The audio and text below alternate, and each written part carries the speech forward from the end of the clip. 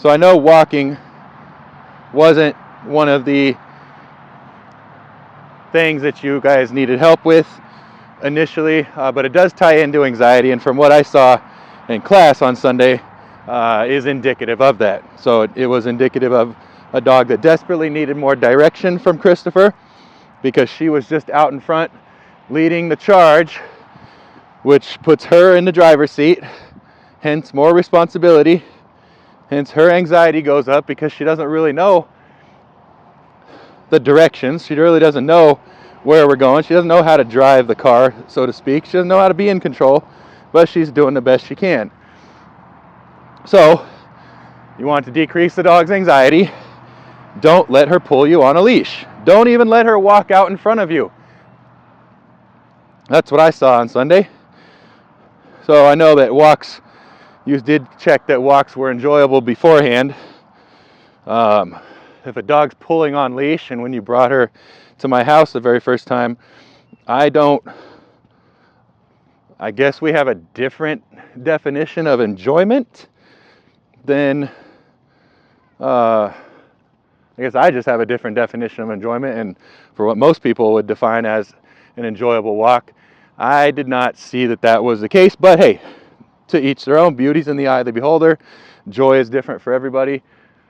I understand that. So I know it's not one of the things you cited, but unfortunately, it does tie in with anxiety, because you do walk her a lot more than you actually need to. And that is a practice in her being anxious. Anytime we've allowed her to go up to people because they're her friends, or they love her, or whatever the excuse is, we are just increasing the anxiety. She starts to see people as immediate reward, immediate attention, immediate affection, excitement. Okay? We have not taught this dog how to be neutral around people or dogs, especially knowing that she's a doggy daycare play school dog. Dogs to her represent excitement, or in her case, lots of anxiety. From what I've seen with her play style, it's not playing. It's an anxious dog, an insecure dog, seeing if the other dog is in fact a threat. If we've let her meet dogs on leash, we've just taught her you can meet dogs and have on-leash greetings, and that's exciting. And then sometimes we don't want you to. And so when you pull because you want to go see the dog, because that's what they represent to you, we get upset with her and we create confusion. So we think that we're socializing her. We think that we're doing all these things to prevent the issues you had with your last dog. Don't project your last dog onto this one.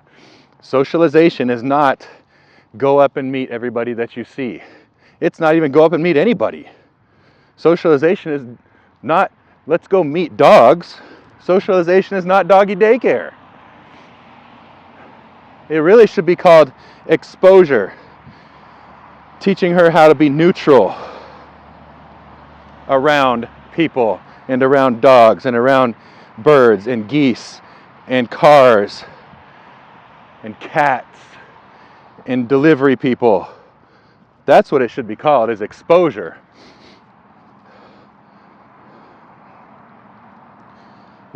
Socialization is good intentions, but we really don't know what we're doing. And in the name of socialization, we create anxiety and reactivity. And that is a fact. If you don't believe me, the person that you're paying, the expert that you're paying, someone who specializes in this and has done this for over a decade, please go on social media, find your favorite trainer, balance trainer. Not your Zach George that is endorsed as a paid spokesperson for all sorts of pet food companies. But go and find a trainer that's realistic, a balance trainer. I can tell you, I can give you 5 off the bat and see what they have to say. Maybe you'll find credibility there. if you don't for some reason believe the person that you hired and decide to pay money to, that has loads of experience, has worked with rescue dogs, has worked with every breed, has worked in shelters, has worked in rescues. I'm just pleading with you at this point for your dog's sake. Don't let her lead on a walk. Simple. Don't let her lead. It's really not complicated. You want to decrease her anxiety? There's one pointer. It's not going to alleviate all of it, right? There's lots of different things that go into the anxiety that you have created in this dog. Lots of different things. And I know you see the remote there and you're, oh gosh, I will pay for all of your training times 2. And I know it's not about money. I just like the wager because it's fun. If you can watch this video and tell me when I'm using the remote and when I'm not.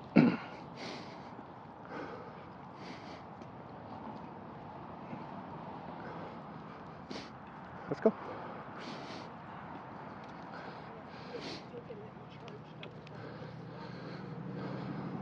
The fact is, you can't tell.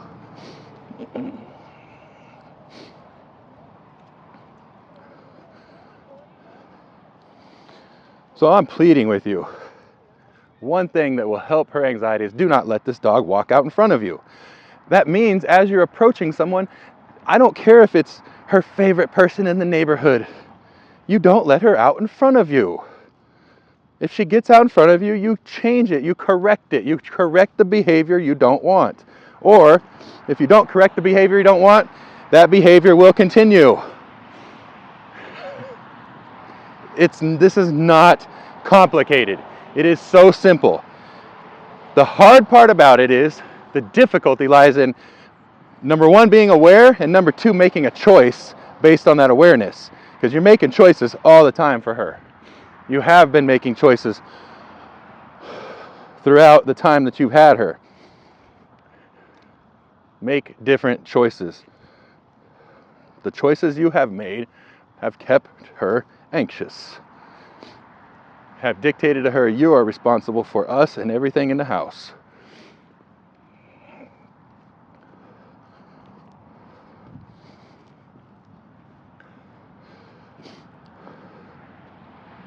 Rest. Right? I told her rest once. Please, let's start right here. Did I press the button? Did I not press the button on the remote? Right there. Did I? Did I use the remote? Did I not? Let's go. So she's out in front of me, right? So I'm going to correct it. We're not going to continue to move forward with you out in front of me. You don't lead me. Not from a, I'm superior than you. From a, it's not good for you. Let me help you be calmer by leading you. It's for her own good. It's not about me being in charge, being the big man, it is leadership. You don't want your charges or subordinates to be anxious and nervous, well, step up and lead them. Simple. It's so simple. However, it does take awareness and choice based on that awareness. Again, I turned right there. Did I press the button? Did I not press the button? Please tell me. If you can tell me even with 50% accuracy, name it. Name it.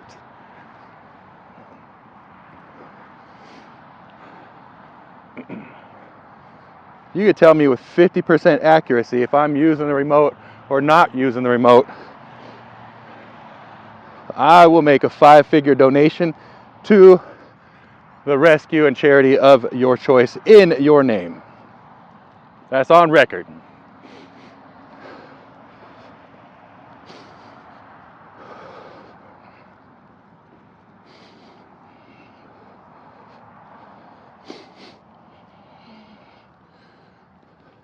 Now here's the kicker. Because people don't like when I make those kind of bets, and I get it. I understand why. However, look at, it's not even on. I'm just holding it in my hand to stir emotions in you about it that are false, to show you that your emotions about this are absolutely false and based 100% in ignorance and your own perspective. Nothing to do with what's best for the dog, nothing to do with actually communicating, leading, and using a tool that can significantly help you and help her, most importantly. It's been off. It's been off. That's the facts.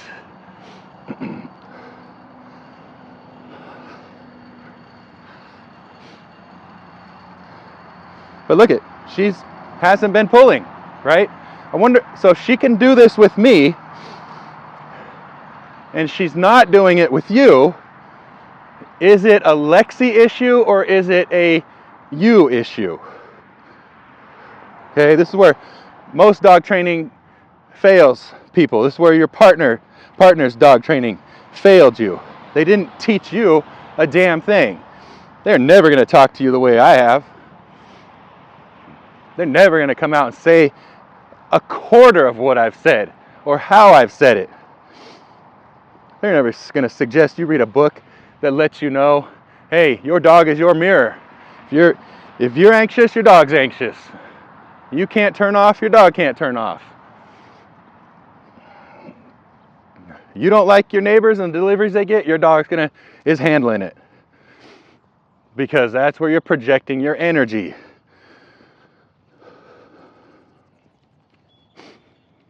So she can walk really, really nicely with me. So if this is a different picture when you're doing it, and we start to think, oh God, Lexi, you're stubborn. Lexi, stop. And we start blaming her, we need to stop. We need to take a breath, take a beat, because it has zero to do with her. She can do it. She can do it without much leash input. She can do it without this barbaric device being on. It's on her neck.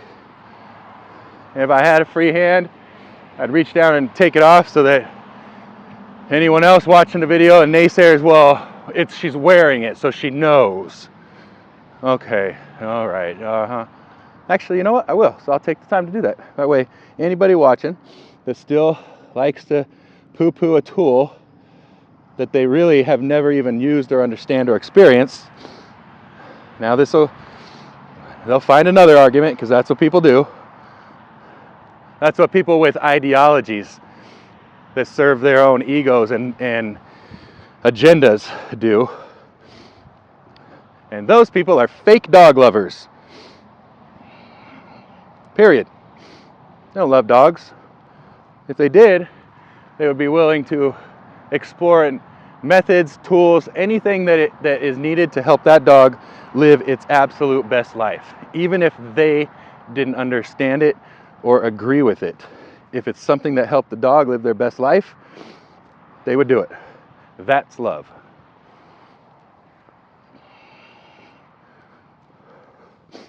But no, most people cling to ideologies and their own agendas and what makes them feel good, or avoid what makes them not feel good.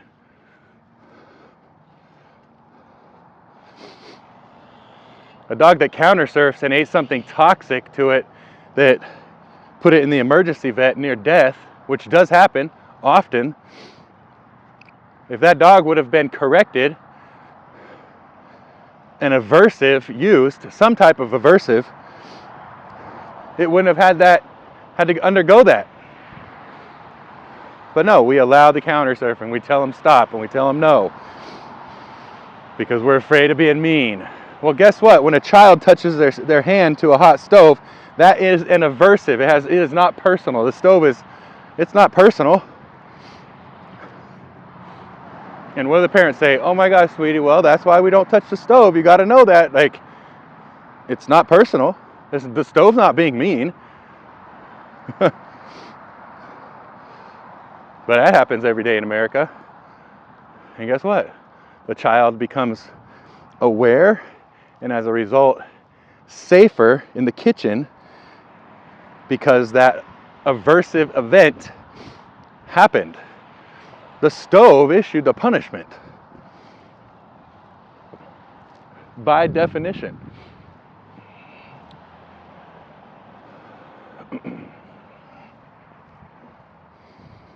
There's lots of little methods to create an aversive to counter surfing. Lots. The easiest and most effective, in my opinion.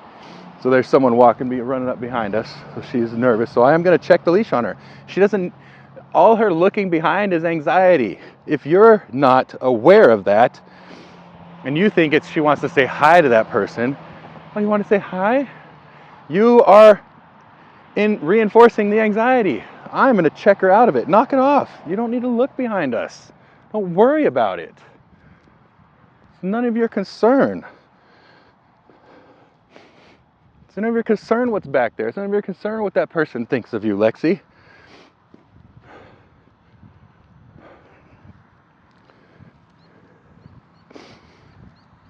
So anyway, there's many ways to create an aversive situation around counter surfing, and counter surfing can be a fatal event for dogs. Period. It is dangerous. People take it lightly, and they shouldn't. I believe that the simplest, easiest, quickest way to create that aversive, use an e-collar. Be out of the room, set up a camera, set up the counter, let the dog go in and explore and do what they've habitually done and been allowed to do, and then, yes, issue a significant aversive with that collar. Done. And be done with it. And then move on with life, because the dog won't do it again. If it's given properly and the timing is right, the dog will not counter surf again. Hundreds of dogs. Ask me how I know. So that potentially saves a dog's life, because we had to do one thing for half a second. Maybe, let's say 1,001, one full second, that made us feel mean. Or we just make sure that we always make sure we feel nice and make sure that our dog knows that they love us or we love them and we would never do anything to harm them.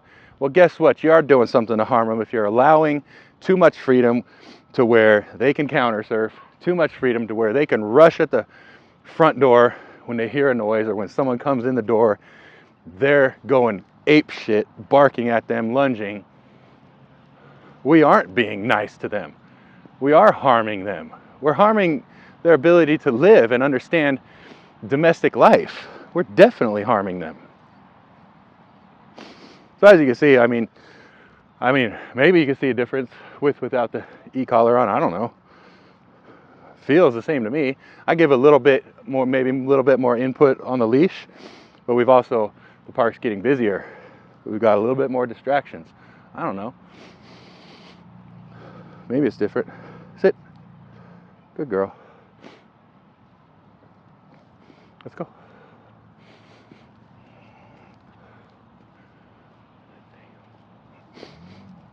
Right, so she starts looking around. We don't need to be doing that. This is no different than in the car when we think she's having a good time on the car ride and she's going window to window and she's looking around. No, at this stage of her, I won't even say rehabilitation, of her habilitation, right? Teaching her how to habilitate.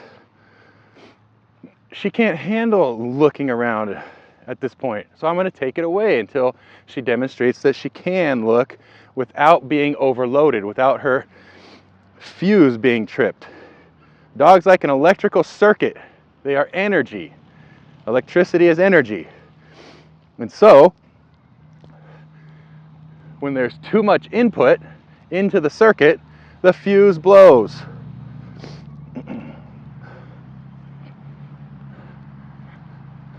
Through leadership, through getting enough sleep, through giving the dog enough isolation so that they're not being stimulated and there's not extra current flowing through, we can increase the size of that fuse so that more current can flow, or more stimulus, or another way to look at it is more stress can flow without tripping the circuit. Through training. Training builds confidence, knowledge about how to live in the world. By talking less to the dog, by confusing them less, we increase the capacity of the circuit, the dog in this case, to handle more current. Current is stress, current is stimulation, current is excitement, etc., etc.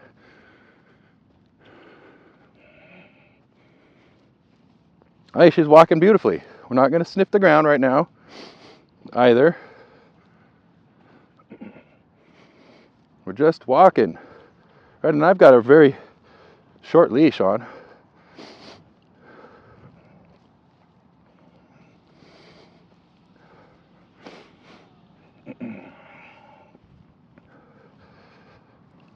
I think she's maybe been out in front of me once or twice in this walk. I don't know. I've been talking now and rambling for 20 minutes, so you be the judge.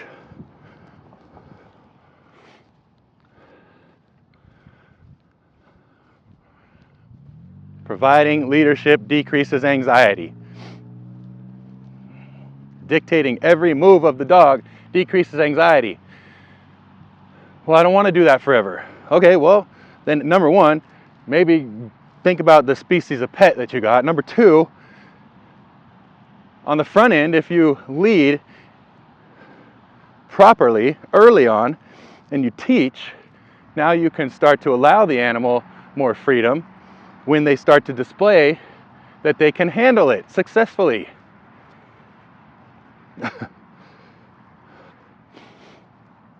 We can let go of the bike seat as the child starts to pedal and learn to balance. We can let it go. But we might let go too early, they stumble, they fall. We got to go back to training wheels. How long does that take? Well, how long is it going to be? Well, I don't know. How consistent of a leader do you want to be? How committed are you? How quickly can one get over ideologies and agendas and histories and preconceived thoughts, stuff we might have known in the past that may or may not have served us well, old ways of doing things that clearly haven't worked. How long can we change? How quickly can we change is going to dictate how quickly we can start to give the dog freedoms. But I'll tell you what, everybody wants to give their dog freedom, but I'm sorry, I don't see freedom from a dog's perspective, as living inside 3,000 square feet and living always on a tether, a 6 foot, 7, 10, 12 foot leash, inside a neighborhood, the same streets all the time, the same 3,000 square feet walls, the same yard, always on a tether. I don't know how that is freedom. Even if they're not ever in a kennel, I don't know how that's freedom from a dog's perspective. And here's the little kicker about freedom.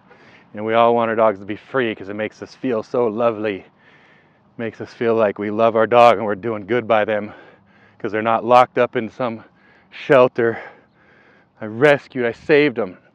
Freedom is a farce. Wolves are not free animals. I'm going to say that again. Wolves are not free. Her ancestors are not free. Her closest relatives in the wild are not free. They're not. Just because they live out in nature, they are not free. They are governed and enslaved by survival. You know who their master is? Their owner, if you will? Prey animals. The deer is the master of a wolf. A wolf does not get the luxury to not chase and pursue prey. They are not free from survival. They're not free from the pursuit and acquisition of food. They are not free. Freedom is a farce. Freedom is not in alignment with what nature intended. Exploration is important. Being able to get out and see and experience new things is important. Being able to run is important. Those things have not much to do with freedom. It has to do with fulfillment on a biological level. But keeping a dog tethered, even though they're in a 3,000 square foot box, same neighborhood, I don't know how that's freedom. In a car, which is a container, inside a store, container. I'm really confused at how that's freedom. If we want them to have freedom, we've got to instill discipline in their life. If we want them to have freedom and be free to make good choices, we have to be consistent with our leadership. If we want them to live a stress-free life as much as possible, we have to train them. And guess what? Training's not always fun. It's not always a good time providing what the dog needs. But it enhances the relationship. It enhances the life for everybody.